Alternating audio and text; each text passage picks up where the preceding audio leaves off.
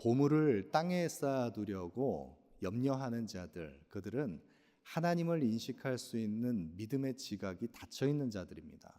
공중에 나는 새를 보면서 들에 핀 작은 백합화 속에 깃들인 그 솔로몬의 영광보다 더한 하나님의 은혜가 온 우주 만물 가운데 가득한 그 살아계신 하나님께서 우리의 삶을 보존하시고 지키신다는 그 참된 믿음, 그 믿음이 있기에 성도는 먼저 그의 나라와 그의 의를 구하는 하나님의 나라를 추구하는 삶을 살아갈 수 있는 것입니다. 무엇이 참된 가치인지를 발견한 자가 이 땅에서 살아계신 하나님과 동행하며 살아가는 것입니다. 그런데 그런 참된 믿음이 우리에게 열리지 않으면, 우리의 마음 눈이 밝혀지지 않으면, 우리의 닫혀진 그 믿음의 지각으로 인해서 우리는 내 인생의 주인이 내가 되어서 내가 염려하고 내가 걱정하고 근심하면서 내 삶을 내가 지키려고 합니다. 그러면 참된 신앙이 아닌 불신앙으로 하나님과 동행하는 삶을 살아가지 못하는 그런 어리석음에 우리가 빠지게 되면 우리의 마음 속에 균열이 일어납니다. 우리의 마음 중심에 참된 신앙으로부터 빚어진 그 은혜가 공급되지 않기 때문에 우리의 메마른 심령 속에 균열이 일어나서 불안정하고 또 참된 평강을 잃어버린 영혼의 위태로움에 빠지게 되는 것입니다. 하나님과의 관계가 깨지게 되는 것입니다. 여러분, 그렇게 하나님과의 관계가 깨지게 되면 반드시 그것은 우리의 심령을 상하게 해서 그런 우리의 영혼의 위태로움이 반드시 내 삶의 주인이 내가 되어야 한다는 그 자기중심성을 버리지 못하고 우리는 또 다른 이웃과의 관계 속에서 어그러뜨려지는 그 관계의 깨어짐을 경험하게 됩니다. 하나님과의 관계가 온전치 못하기 때문에 이웃과의 관계도 온전치 못한 그 화평이 깨어진 것을 우리가 경험하게 되는 것입니다. 오늘 본문 1절에 비판을 받지 아니하려거든 비판하지 말라, 주님께서 말씀하십니다. 여러분, 그러면 주님께서 말씀하시는 이 비판하지 말라, 말씀하시는 이 비판의 내용은 우리가 모든 어떤 비평적인 활동들, 그런 건전한 비판이 필요한 그 옳고 그름을 가려야 하는 어떤 도덕과 윤리의 판단을 해야 하는 그것조차도 금지하는 것을 이야기하는 것입니까? 성경이 말씀하고 있는 이 비판하지 말라에 주님께서 금하신 이 비판은 조금 다릅니다. 성경은 히브리서 5장 14절 말씀해 보시면 단단한 음식은 장성한 자의 것이니 그들은 지각을 사용함으로 연단을 받아 선악을 분별하는 자니라. 하나님의 사람들이 장성한 믿음의 분량에 이르게 되면 그 하나님의 사람들은, 장성한 사람들은 지각을 사용해서 단단한 것을 먹습니다. 어린아이와 같이 그 부드러운 것만을 취하는 것이 아니라 단단한 것을 먹을 수 있는, 그래서 그것을 씹고 소화할 수 있는 지각을 사용합니다. 그리고 연단을 받아서 그 성숙한 하나님의 사람들은 선과 악을 분별할 수 있는 그 믿음의 눈이, 지각이 열리게 된다는 것입니다. 여기서 단단한 것을 먹는다는 것은, 지각을 사용한다는 것은 이 성경의 말씀 가운데 하나님의 진리의 말씀 속에서 우리가 나에게 이익이 되는 것만 내가 취하겠다라고 하는 것이 아니라 모든 성경의 말씀을, 이 속에 숨겨져 있는 진리의 그 가장 중요한 근본, 그 교리적인 가장 중요한 그 복음의 핵심을 우리의 사고작용, 우리의 이 말씀을 연구하고 묵상하고 계속해서 되뇌이는 그 지각을 사용해서 이 말씀을 바르게 해석하는 것을 의미합니다. 그렇게 성경을 바르게 취하게 되면 우리는 그 연단받은 우리의 믿음, 그 견고한 단단해진 믿음이 단단한 것을 취해서 우리는 선과 악을 분별할 수 있는 장성한 분량에 이를 수 있게 된다는 것입니다. 성경에서 말씀하고 있는 이 비판하지 말라라고 하는 이 비판은 우리가 생각하는 일반적인 비판과는 조금 다릅니다. 성경 속에 또 다른 수많은 그 성경의 연약한 자들, 또 미성숙한 자들을 비판했던 그런 성경의 예들이 많이 나옵니다. 특별히 사도 바울은 그 사역의 초창기에 자신의 그 사역보다 훨씬 더 앞서서 그리스도의 제자가 되어서 그 복음 사역을 위해 수고했던 게바, 베드로가 그 복음의 확장이 일어날 때 복음의 그 구속의 경륜 가운데 교회는 이방인 그리스도인들을 받아들이는 것, 그들을 복음 안에서 함께 한 형제로 받아들이는 것이 가하다는 것을 교회가 인정했음에도 불구하고 그 베드로가 유대인들 앞에서 외식했습니다. 이방인 그리스도인들과 함께 식탁의 자리에서 교제를 나누다가 유대인들이 오는 것을 보고서, 할례자들이 오는 것을 보고서 그들과 무관한 것처럼 외식했던 그 베드로를 사도 바울이 책망했던 내용이 나옵니다. 성경 속에 이토록 무언가 어그러지고 복음에서 멀어져 있는 것을 바로잡기 위해서 비판했던 그런 바른 판단, 그것이 성경 속에 나옵니다. 그러면 여기에서 말씀하고 있는 주님께서 금하신 비판하지 말라라고 하신 이 비판은 어떤 비판입니까? 여러분이 비판하지 말라라고 하는 이 동사의 의미는 비판하다라고 하는 의미도 있지만 본래 그 의미 속에 숨겨져 있는 또 다른 용례를 보면 이 비판하지 말라라고 하신 말씀의 속뜻 속에는 심판하다, 판결을 내리다 이런 의미가 있습니다. 그러니까 비판하는 자의 그 마음의 그 동기 가운데 어떤 마음으로 이 비판을 하는 것이냐면 자신이 선과 악을 구분짓는 기준이 되어서 최종 판단자가 되어서 재판하고 처단까지 하는 심판자가 된다라는 것입니다.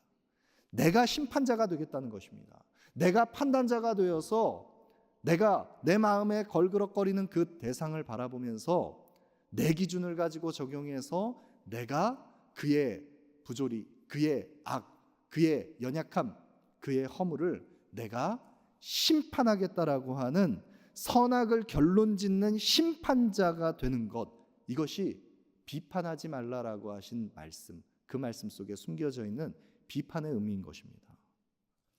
여러분, 우리가 살아가고 있는 이 세상은 선과 악이 혼재되어 있는 그런 세상을 살아갑니다. 이 세상은 진리가 그 속에 있고 그 진리와 함께 뒤섞여 있는 오류가 온통 세상 가운데 뒤섞여 있어서 우리가 바른 시각을 분별하지 않으면 우리는 이 속에 숨겨져 있는 참과 거짓, 선과 악을 분별할 수 있는 기준을 갖기 어렵습니다. 우리는 최종 심판자가 아닙니다.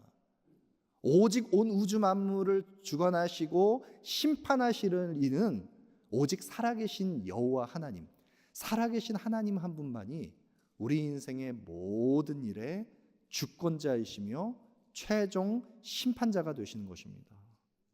여러분, 그런데 그런 하나님께서 다스리시고 하나님께서 판단하시는 온 우주 만물의 세상의 모든 이치, 우리의 삶의 모든 벌어지는 일들, 그 속에 우리가 하나님 자리를 대신 차지하고 그 자리에 서서 선과 악을 구분짓는 최종 심판자가 되려고 하는 것, 그 교만함을 드러내는 것이 바로 주님께서 금하신 비판하지 말라라고 하신 말씀의 의미인 것입니다. 여러분, 우리는 너무나 쉽게 하나님의 자리를 찬탈해서 우리의 사랑하는 소중한 형제와 자매, 우리의 소중한 지체들을 판단자가 되어서 정죄할 때가 많습니다.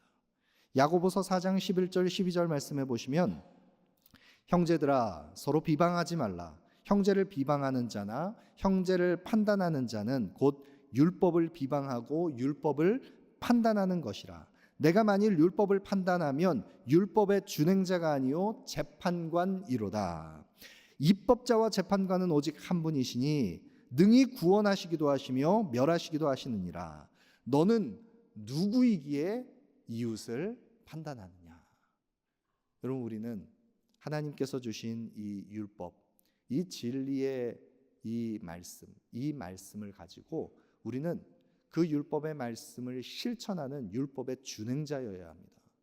그런데 우리가 교만함을 드러내서 이 마치 율법의 입법자이기도 하고 율법의 심판자이기도 한 것처럼 우리가 율법 위에 서서 율법을 해석하는 기준이 내가 되어서 형제를 판단합니다.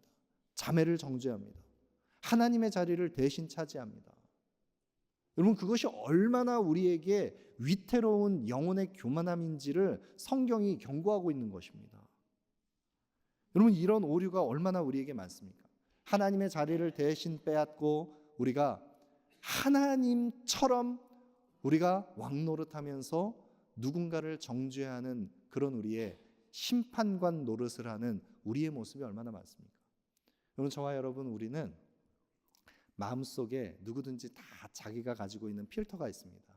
이 작동하는 이 정화장치가 있어서 이 필터가 작동하는 누군가의 내 마음에 걸림이 되는 그 사람의 행동, 태도, 그 사람의 어떤 습관, 말투, 그런 유독 내 마음속에 걸림이 되는, 내가 그 사람의 동기까지 의심하면서 그 상대방을 판단하고 내 마음속에서 야, 저거는 저렇게 하면 안 되지, 내 마음속에 작동하는 어떤 그 필터들이 다 있습니다. 그리고 이건 이렇게 하는 게 맞는 것 아닌가 생각하는 내 마음의 기준들이 있습니다. 여러분, 그렇게 되면 우리는 어떻게 내 마음의 필터에 걸려있는 그 대상을 어떻게 하느냐? 우리는 우리의 마음속에 그 대상을 향한 나의 판단과 정죄의 그 부정의 감정을, 그 대상을 내 마음의 재단에 탁 올려놓고 그 대상을 각을 뜹니다. 그 대상을 피 흘려 처형합니다. 내 마음의 모든 부정의 감정을 그에게 쏟아내면서 말이든 행동이든 모든 그 마음의 앙금, 찌꺼기를 그 대상에게 다 쏟아놓습니다. 만약 그렇게 직접적으로 표현을 하지 않는다고 할지라도 나는 그 대상과 적당히 거리를 두면서 마음 문을 닫고 그 대상을 외면합니다. 어떤 방식으로든지 내 방식으로 그 대상을 처단하는 것입니다. 여러분, 그런 우리의 모습이 있지 않습니까? 우리의 부끄러운 그런 연약한 모습들. 그래서 내가 기준이 되어서 입법자와 재판자가 되어서 하나님 자리를 찬탈하는 어리석음, 그런 우리의 어리석음을 주님께서는 금하라고 명하시는 것입니다. 형제와 자매를, 지체를 판단하고 정죄하는 비판을 멈추라는 것입니다.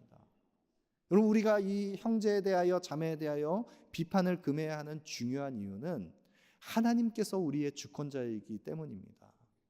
우리가 하나님의 자리를 대신 차지할 수 없기 때문입니다.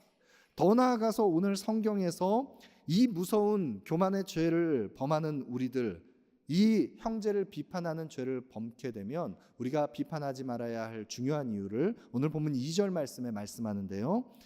너희가 비판하는 그 비판으로 너희가 비판을 받을 것이요, 너희가 헤아리는 그 헤아림으로 너희가 헤아림을 받을 것이니라. 여러분, 우리가 왜 상대방을 비판합니까? 왜 형제와 자매를 우리가 날카로운 내 기준을 가지고 정죄합니까? 우리가 헤아리는 은혜의 그 긍휼의 눈을 잃어버렸기 때문입니다. 누군가를 향해서 은혜와 긍휼로 그 대상을 바라보면서 하나님의 마음, 하나님의 시각으로 그 대상을 바라보고 관계를 맺는 것이 아니라 우리의 굳어진 완고한 마음을 가지고 긍휼 없는 비판의 기준을 가지고, 그건 내 기준입니다. 내 기준을 가지고 상대방을 재단하고 정죄하는 것입니다. 여러분, 그렇게 되면 우리가 그 긍휼 없는 시각으로 정죄했던 그 대상, 그러면 그것은 무엇으로 우리에게 되돌아오게 됩니까? 긍휼 없는, 헤아림 없는 그 시각으로 정죄했던 그 기준이 바로 우리에게도 적용됩니다. 하나님께서 우리를 심판하십니다. 여러분, 우리는, 저와 여러분, 우리 모두는 허물과 죄로 죽었던 자들입니다. 하나님께 우리는 원수되었던 자들이고, 하나님께 우리는 아직 연약할 때 주님의 긍휼을 입었던 자들이고, 우리가 아직 죄인 되었을 때 그리스도께서 우리를 위하여 자신을 내어주심으로 하나님의 긍휼 얻는 자가 되었고 내 백성이라 여김받는 하나님의 자녀가 된 우리들입니다. 그런 우리가 하나님의 은혜와 긍휼을 입은, 헤세드의 은혜를 입은 우리가 긍휼 없는 눈으로 형제와 자매를 판단하고 정죄하는 그런 날카로운 기준을 세우는 것.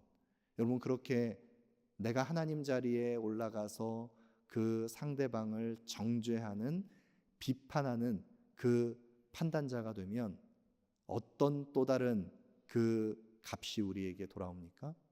시편 109편 17절 18절 말씀에는 이렇게 말씀합니다. 그가 저주하기를 좋아하더니 그것이 자기에게 임하고 축복하기를 기뻐하지 아니하더니 복이 그를 멀리 떠났으며 또 저주하기를 옷입듯 하더니 저주가 물같이 그의 몸속에 들어가며 기름같이 그의 뼛속으로 들어갔나이다. 저주하기를 좋아하는 자는 그 저주가 자신의 입에 붙었던 그 상대방을 향한 비방과 그 날카로운 정죄의 그 저주가 반드시 자기에게 돌아옵니다. 그 저주가 하나님께서 그 저주하는 자신에게 적용케 하셔서 돌아오게 하십니다. 누군가를 향해서 마치 의복을 입듯이 저주가 입술에 끊이지 않는 그 저주가 의복을 입듯이 자신에게 붙어 있는 그런 사람들은 의복만이 아니라 마치 물에 흠뻑 자신이 적셔지는 것처럼 자신의 영혼에 그 저주가 물같이 그렇게 흐르게 되고 적시게 되고 뼈에 기름이 다 들어가는 것 같이 저주가 임한다는 것입니다. 여러분, 얼마나 두려운 경고입니까? 누군가를 함부로 재단하고 판단한다는 것이 이토록 두려운 일이라는 것입니다. 여러분, 우리가 왜 형제에 대하여 자매에 대하여 우리는 이런 하나님의 자리를 대신 찬탈하면서 저주하는 일들 벌이게 됩니까? 은혜와 긍휼의 그 헤아림의 눈이 우리에게 가려져 있기 때문입니다. 우리의 삶에 복음의 은혜가 흐르지 않기 때문입니다. 여러분, 우리의 삶 가운데 은혜의 헤아림이 되살아나려면 우리는 복음 안에 견고하게 서 있어야 합니다. 복음 안에 서 있는다는 것은, 복음은 은혜를 의미합니다. 우리가 복음 중심의 삶을 살아간다는 것은 우리의 삶의 모든 기저에 흐르는 모든 토대가 은혜가 흐르도록 하는 것을 의미합니다. 은혜가 우리의 삶을 지탱하고, 은혜가 우리의 삶을 공급하고, 은혜가 우리가 살아갈 소망이 되는, 은혜가 우리의 삶 가운데 충만한 삶을 살아가는 것이 바로 복음 중심의 삶을 살아가는 것입니다. 여러분, 이 우리의 삶의 중심이 복음이 되고 은혜가 되면 우리의 삶의 기쁨이 회복됩니다.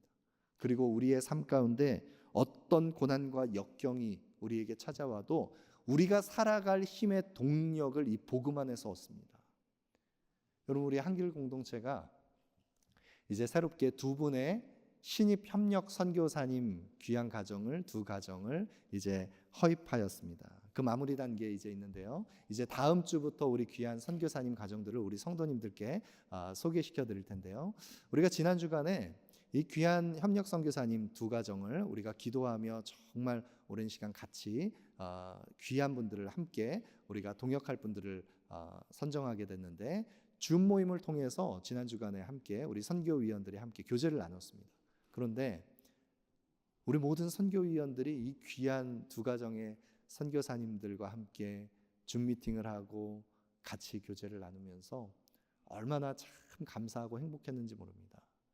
우리가 정말 기도한 대로 너무 귀한 분들을 우리가 함께 동역할 수 있게 되었다라는 기쁨이 우리 모든 선교위원들에게 모두에게 있었는데, 한 분 한 분 이렇게 같이 교제를 나눌 때 복음의 은혜가 아니면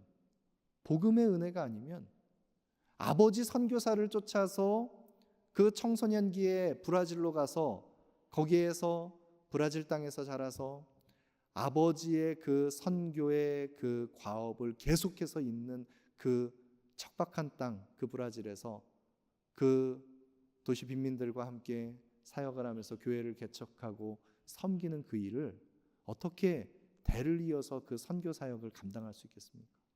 복음의 은혜가 아니면 설명할 수 없는 것입니다. 복음의 은혜가 아니면 20대와 30대를 선교에 헌신하고 선교를 위해서 준비해야 하는 이 귀한 40대 초반의 젊은 선교사 가정이 아프리카 차드 땅에 가서 한국인이 한 명도 없는 그 땅에 가서 이 선교사 가정이 그 현지인들과 함께 어울리면서 아이들을 양육하는, 그 가르치는 학교조차도 없는, 그래서 두 아이가 있는데 둘째 아이를 임신했을 때 그 땅에 들어가서 그 현지의 아이들과 함께 어울려 놀면서 이 아이들을 키울 때 그 첫째 아이가, 이 어린 그 아이가 제대로 한국말을 배울 기회들이 없어서 부모만 같이 있는 그 속에서 이 언어의 발달이 더딘 그런 어려움을 겪게 돼서 치료를 받아야 되는 그런 상황 속에서도, 그런데 함께 그 속에서 현지인들과 복음을 나누면서 함께 아프리카를 사랑하고 차들을 사랑하는 그 마음을 나눌 때 그 얼굴 표정에서 나타나는 주님을 기쁘시게 하기 위한 그 마음 중심에 그 아름다운 모습이, 그 밝은 웃음 속에 그 표정에서 나타나는 그것이 어떻게 가능하겠습니까? 복음의 은혜가 아니면 설명할 수 없는 것입니다.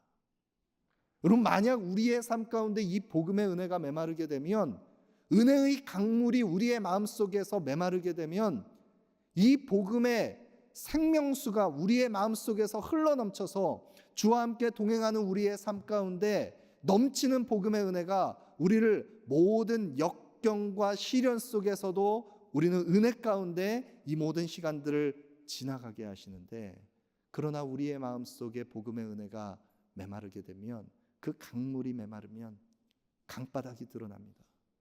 그리고 거기에 뾰족뾰족한 숨겨져 있던 바닥의 돌들이 보이기 시작합니다. 그 날카로운 돌들에 부딪히면서 서로 상처 주고 찌르고 피 흘리고 아파하게 되는 그 모든 일들이 복음의 은혜가 메마르면 나타나는 것입니다. 여러분, 우리 모두가 그 마르지 않는 샘물과 같은 복음의 은혜가 그리스도로부터 충만하게 회복되는 은혜, 그래서 우리가 형제와 자매를 볼 때 그 은혜의 헤아림으로 사랑하는 지체들을 바라보는 그 복음의 헤아림이 우리 모두에게 회복되기를 소망합니다. 여러분, 그러면 왜 우리가 비판하지 말라, 성경이 그만, 이 우리가 비판하게 되면 우리가 비판하는 그 비판을 가지고 우리도 비판을 받고, 우리가 헤아리지 않는 그 완고한 우리의 기준을 가지고 우리도 판단받게 된다는 것을 우리가 알매도 불구하고 왜 우리는 거듭 또다시 그 비판하는 자리에 들어가고 우리가 하나님의 자리에 심판자가 되어서 형제와 자매 그 관계를 어그러뜨리는 일들이 왜 벌어지는 것입니까? 왜 우리는 이런 실수를, 이런 잘못을 거듭거듭 반복해서 벌이는 것입니까? 여러분, 왜 우리는 심판자의 자리에 서려고 합니까? 왜냐하면 우리는 첫사람 아담이 범죄한 이후에 그 아담과 하와가 하나님께서 금하신 선과 악을 알게 하는 그 나무의 열매를 취하고, 불순종한 아담과 하와가 하나님으로부터 분리되어서 그 하나님의 얼굴낯을 피하여서 나무 사이에 숨고 자신의 수치를 그 무화과 나뭇잎으로 가리게 됐을 때부터 하나님으로부터 분리된 인생들, 범죄한 인생들은 그 눈이 밝아졌기 때문에 우리는 자꾸 심판자의 자리에 서려고 합니다. 여러분, 여기에 눈이 밝아졌다는 것은 창세기 3장 22절에 보라, 이 사람이 선악을 아는 일에 우리 중에 하나가 되었다. 하나님께서도 말씀하시는 이들이 우리 중에 하나처럼 이들이 그 선악을 아는 일에 우리와 같이 하나가 되었다. 그들의 눈이 밝아졌다 하는 의미, 그것은 사단이 이들을, 첫사람 아담과 하와를 미혹했던 것처럼 그들이 이 과실을 취하게 되면 하나님처럼 되는, 그래서 하나님과 동등하게 되는 그 단계에 들어갔다는 것을 의미하는 것이 아니라, 그들의 눈이 밝아진 것은 바로 그들 안에 가려졌던 죄책과 수치심에 자신의 하나님으로부터 분리된 죄된 실상과 죄의 비참을 보는 시각이, 그 죄책감이 그들에게 형성됐다는 것을 의미합니다. 그리고 그들이 선과 악을 아는 일에 우리와 하나가 되었다는 것은 하나님의 탄식이 섞인 그런 하나님의 애통의 반어적인 표현이 바로 이 표현인데, 바로 인간이 이제는 하나님으로부터 분리되어서 하나님 자리를 차지하려고 그들이 마치 선과 악의 기준인 것처럼 하나님 자리에 올라서 그 자리에서 자신이 기준이 되어서 선과 악의 최종 판단자가 되려는 어리석음으로 떨어졌다는 것을 의미하는 것입니다. 여러분, 하나님으로부터 분리된 어리석은 인생들은 그들이 하나님이 되려고 합니다. 기준이 되려고 합니다. 선과 악의 판단자가 되려고 합니다. 그런 어리석은 인생들이 자신의 무화과 잎으로도 가리지 못하는 그 죄의 비참과 자신의 그 부끄러운 죄의 실체를 바라볼 때 자신의 그 수치를 가리기 위해서 끊임없이 또 다른 무화과 나무 잎을 만들어냅니다. 그것이 바로 자기의라고 하는 거짓된 그 무화과 잎입니다. 그 포장지로 자기를 숨기고 그 자기의라는 옷을 입고서 인생들은 끊임없이 도덕주의, 종교주의, 완전주의, 그래서 끊임없이 하나님 없이 내가 의의를 쌓으려고 하는 그 교만한 포장지로 자신을 가리려고 합니다. 외식하는 자가 됩니다. 여러분, 그것이 바로 저와 여러분 우리들의 본성이라는 것입니다. 여러분, 그런 이기적인 자기중심성이 우리 속에 발동하기 시작하면 내가 하나님 자리에 올라서 나는 아무런 흠결 없는 완전한 사람인 것처럼, 나는 죄가 없는 것처럼 자신을 포장하고 가리는, 그래서 나는 흠이 없지만 상대방은 그렇게 내 기준에서 벗어나는 것처럼 생각하는 자기중심성이 발동하게 된 것, 그것이 바로 저와 여러분 우리들의 모습이라는 것입니다. 여러분, 그런 우리에게 주님께서 말씀하십니다. 3절부터 5절까지의 말씀 다시 한번 보시죠. 어찌하여 형제의 눈 속에 있는 티는 보고 내 눈 속에 있는 들보는 깨닫지 못하느냐. 보라, 내 눈 속에 들보가 있는데 어찌하여 형제에게 말하기를 나로 내 눈 속에 있는 티를 빼게 하라 하겠느냐. 외식하는 자여, 먼저 내 눈 속에서 들보를 빼어라. 그 후에야 밝히 보고 형제의 눈 속에서 티를 빼리라. 어찌하여 형제의 눈 속에 있는 티를 보고 내 눈 속에 있는 들보는 깨닫지 못하느냐. 주님께서 이 말씀을 비유로 무리들에게 주실 때, 오늘 우리가 이 말씀을 해석할 때 주님께서는 이 비유의 말씀을 자신의 삶 가운데 경험했던 그 나사렛 청년 목수 예수, 그 예수께서 그 공생의 사역을 시작하시기 전 나사렛 출신 청년 목수 예수가 그 작업실에서 톱으로 나무를 켜고 그 톱가루가 날리는 그 작업 현장에서 그 먼지가 가득한 그 속에서 누군가의 눈에 그 작은 그 먼지가 들어갑니다. 눈을 따끔거리게 하는 그 먼지가 들어간 그 대상을 보면서 기둥과 천장을 연결하는 그 석가래, 거기를 연결하는 큰 나무 들보가 눈에 들어간다는 것은 가능하지 않은 것입니다. 눈을 가릴 수는 있지만 눈에 들어갈 수는 없습니다. 그런 것처럼 우리에게 과중한 큰 죄가 우리의 눈을 가리듯 그렇게 우리 눈에는 들보가 있는데 그 들보는 보지 못하고, 나는 그 들보가 눈에 껴서 가려져 있는 내 실상은 보지 못하고 상대방의 눈에 껴있는 그 작은 티를 보면서 정죄의 칼날을 들이대는 그런 어리석은 우리의 모습. 여러분, 그런 우리가 어떻게 우리의 눈의 들보를 정확하게 인식할 수 있습니까? 어떻게 내 들보를 먼저 확인하고 그 상대의 연약함을 우리가 함께 서로 돕고 회복시키는 그 은혜의 회복이 어떻게 일어날 수 있습니까?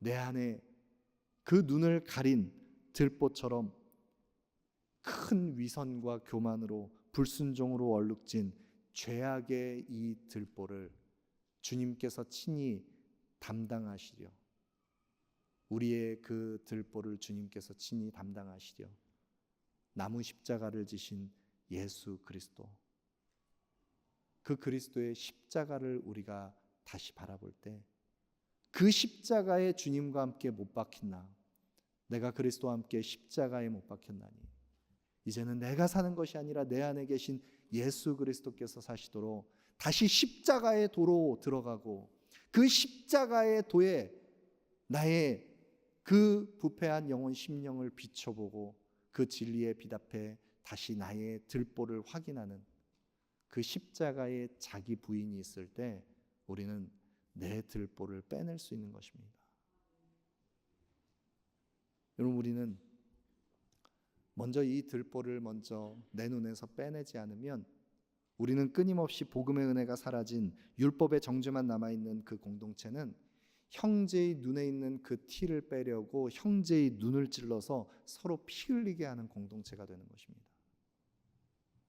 내 눈에 들보를 볼 수 없었던 어리석은 우리의 모습, 그 교만한 우리의 모습이 그리스도의 십자가 앞에서 내 들보를 먼저 바라볼 때 그 앞에서 나를 위하여 피 흘리신 예수 그리스도의 복음의 은혜를 우리가 묵상하며 우리가 깊은 애통의 자리에 들어갈 때 주님께서 나를 위하여 피 흘리신 그 십자가의 복음의 은혜가 우리를 회복시키는 은혜라는 것을 우리가 다시 경험하고 우리는 회복의 자리로 나아가게 되는 것입니다. 여러분, 우리 모두가 메말랐던 우리의 마음 심령 속에, 말랐던 우리의 완고한 마음 심령 속에 그리스도의 십자가 앞에서 다시 이 애통의 눈물이 다시 회복되기를 원합니다. 그 은혜의 복음의 그 생명수가 우리의 마음 심령에서부터 다시 되살아나서 우리의 메마른 심령을 적시기를 원합니다. 그리고 그 메마른 심령, 그 속에 깊이 박혀있던 내 마음의 그 들보가 그리스도의 십자가로 말미암아 모두 옮겨지는 은혜, 우리 모두가 경험하기를 소망합니다. 이제 마지막으로 오늘 본문 가운데 우리는 참 해석하기 까다로운 한 구절을 함께 묵상합니다. 오늘 본문 6절 말씀 보시죠. 거룩한 것을 개에게 주지 말고 너희 진주를 돼지 앞에 던지지 말라. 그들이 그것을 발로 밟고 돌이켜 너희를 찢어 상하게 할까 염려하라. 여러분, 이 말씀, 이 마태복음 7장 6절의 말씀은 참 해석하기가 참 어려운, 까다로운 그런 난해 구절 가운데 한 구절입니다. 이 구절을 교회 역사 속에서 많은 부분에서 성경학자들이 또 해석을 할 때, 또 교회의 역사 속의 해석 가운데 일부는 이 본문의 말씀 속에 이 거룩한 것을 개에게 주지 말고 또 너희 진주를 돼지 앞에 던지지 말라라고 하는 것을 이 개에 해당하고 돼지에 해당하는 대상들을 누구로 지칭할 수 있느냐? 많은 부분에서 이 부분을 해석하면서 복음을 거부하는 그런 불신자들, 잃어버린 자들, 그들을 지칭하는 것이다라고 해석했던 그런 해석들이 존재했습니다. 그러나 넓은 의미에서 그 부분이 해석을 가능하게 하는 요소가 있지만, 그러나 문맥에 따라서 우리가 이 부분을 해석하면, 보다 더 정확하게 해석하려면 우리가 문맥 안에서 비판하지 말라라고 하신 말씀 뒤에 이 6절의 말씀이 연결되는 것과 또 그 이후에 이어지는 구하라 찾으라 문 두드리라 하신 말씀, 기도에 대한 말씀이 연결되는 것, 그 속에서 굉장히 이질감 있게 느껴지는 이 구절이 들어간 것, 그것이 의아한데 사실은 비판하지 말라라고 하신 말씀과 이 말씀은 동일하게 연결되는 것입니다. 어떻게 연결되느냐? 복음을 거부하고 복음에서 멀어져 있는 그 복음에 무관심하고 적대적인 대상들, 그들을 넓게 이 개와 돼지에 해당하는 사람들로 생각할 수 있지만, 복음을 배척하고 잃어버린 영혼들을 단지 어떤 짐승 취급을 하면서 한정해서 이 말씀을 주님께서 증거하셨다기보다는 이 말씀 가운데 우리가 주목해야 하는 것은 비판하지 말라라고 하신 말씀과 그 뒤에 뒤따라오는 거룩한 것과 진주, 이것이 무엇인가를 연결하는 것이 중요합니다. 여러분, 성경에서 주님께서 또 비유로 말씀하실 때 이 거룩한 것과 진주는 무엇을 의미합니까? 그것은 바로 복음의 진리를 의미합니다. 천국 보화, 하나님 나라를 의미합니다. 복음의 진리, 그 진리를 더럽히는 대상들. 그래서 마치 주님께서 말씀하시는 이 개는 들개를 의미합니다. 사납고 자기가 토한 것을 다시 집어먹는 부정한, 그 유대인들이 부정하게 취급했던 개와 같이, 쓰레기 더미에서 음식을 찾아 헤매는 잡종과 같이, 돼지는 진흙 더미에서 뒹굴면서 자기의 본성 자체가 더러움에 자신을 내어주는 그런 짐승, 돼지와 같이 진리를 거부하고 진리를 훼손하며 진리를 왜곡하는 개와 돼지와 같은, 짐승과 같은 그런 진리의 대적자들. 여러분, 주님께서는 때로는 그런 복음에 반하는 자들을 책망하실 때 무서운 주님의 그 책망으로 격한 표현들을 사용하셨습니다. 주님께서는 헤롯 안티파스를 저 여우라고 주님께서 비유하셨습니다.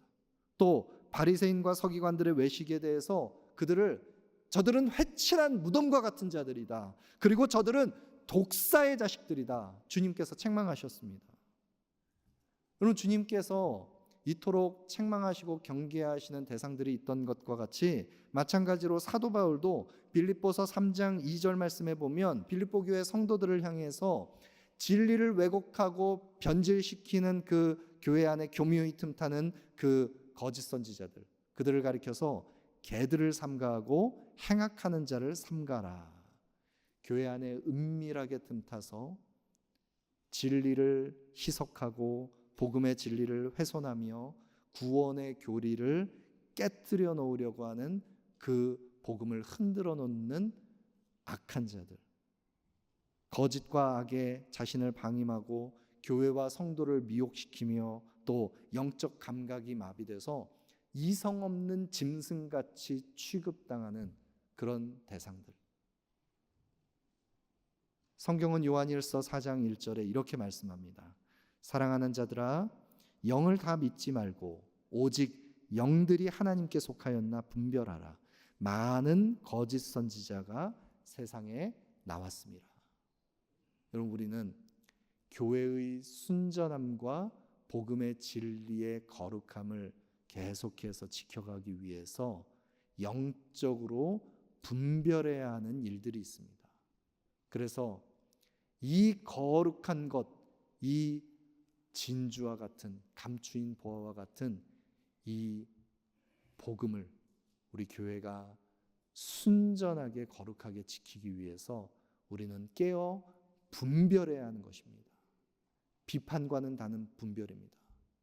우리는 형제에 대하여, 자매에 대하여 복음의 헤아림이 있는 그 시각으로 우리는 서로의 연약함을 용납하고 비판하지 않고 형제의 그 아픔을 함께 담당하는, 먼저는 복음 앞에 나의 들보를 애통하며 눈물 흘리며 영적 각성과 참된 회개로 나아가는 나 자신의 변화가 먼저 일어날 때 우리는 또 다른 연약한 지체의 그 눈물을 닦아줄 수 있는 것입니다. 그런 교회가 거룩하고 순전한 복음의 진리 위에 견고하게 서 있을 때 우리가 진리를 분별하며 그런 교회 공동체를 통해서 너희는 먼저 그의 나라와 그의 의를 구하라. 하나님의 나라가 이 땅에 이루어지는 복음 공동체로 아름답게 회복될 수 있는 것입니다. 비판하지 말고 분별하며 우리 모두가 이 복음의 진리 위에 견고하게 서게 되기를 소망합니다.